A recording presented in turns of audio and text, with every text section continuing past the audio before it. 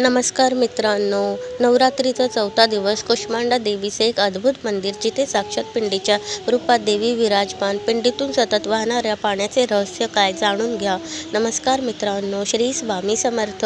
आज नवरात्रीचा चौथा दिवस आहे. आज दुर्गा देवीचं चौथं रूप कुष्मांडा देवीची पूजा केली जाते. शारदीय नवरात्रीचा उत्सव देशभरात मोठ्या थाटामाटात साजरा केला जातो. अश्विन महिन्याच्या शुक्ल पक्षातील प्रतिपदा तिथीपासून सुरू झालेल्या नवरात्रीची सांगता नवमी तिथीला होईल. या काळात दुर्गा देवीच्या 9 रूपांची पूजा करण्याची परंपरा आहे. देवी कुष्मांडाची अनेक मंदिरे देशभरात आहेत, परंतु भारतात देवी कुष्मांडाचे असे एक अद्भुत मंदिर आहे, जिथे साक्षात पिंडीच्या रूपात देवी विराजमान आहे. या पिंडीतून सतत पाणी वाहत असते.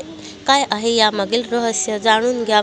देवी कुष्मांडा मंदिर कोठे आहे? भारतात देवी कुष्मांडाचे मंदिर कानपूर जिल्ह्यातील घाटमपूर येथे आहे. कुष्मांडा देवी मंदिर खूप प्रसिद्ध आहे. तिला कुळादेवी असेही म्हणतात. इथे देवी विश्रांती मुद्रेत आहे. दरवर्षी नवरात्रीत मोठी जत्राही भरते. जाणून घ्या खास मंदिराबद्दल. इथे देवी सतीच्या शरीराचा एक भाग पडला. कुष्मांडाची ही मूर्ती फार जुनी आहे. याबाबतची नेमकी माहिती अद्याप समोर आलेली नाही.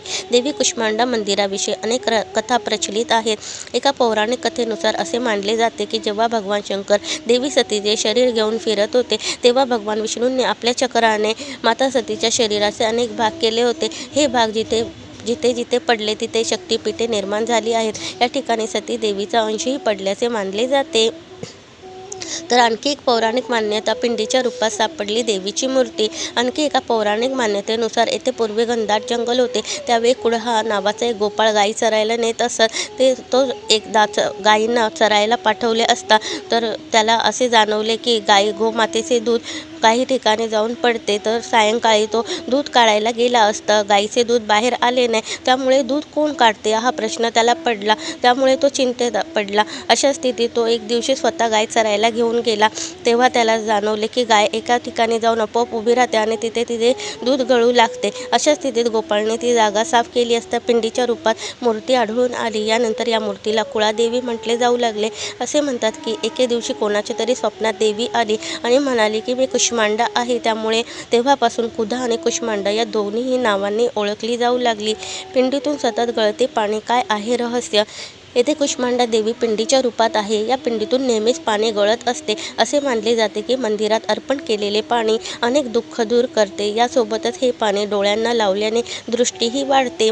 मंदिर बांधले कोणी? तर 1783 मध्ये कवी उमेदराव खरे यांनी लिहिलेल्या पर्शियन पुस्तकानुसार 1380 मध्ये राजा घटमदेव यांनी येथे देवीचे दर्शन घेतले आणि त्यांच्या नावावर घाटमपूर हे नगर वसवले. यानंतर हे मंदिर पुन्हा 1890 मध्ये चंदीदीन यांनी जीर्णोद्धार केला. पुढे येथे राहणाऱ्या भक्तांनी येथे मठाची स्थापना केली. मंदिराच्या प्रांगणात इतर देवी देवतांच्या मूर्ती, देवी कुष्मांडाच्या मंदिरात राम, सीता, लक्ष्मण यांच्या मूर्ती देखील आहेत. याशिवाय इथे हनुमानांची मूर्ती ही विराजमान आहे. आपल्या सर्वांवरती दुर्गा मातेची, स्वामी समर्थांची कृपादृष्टी सदैव राहो. व्हिडिओला लाईक, शेअर, सबस्क्राईब करायला विसरू नका. धन्यवाद. श्री स्वामी समर्थ. जय जय स्वामी समर्थ.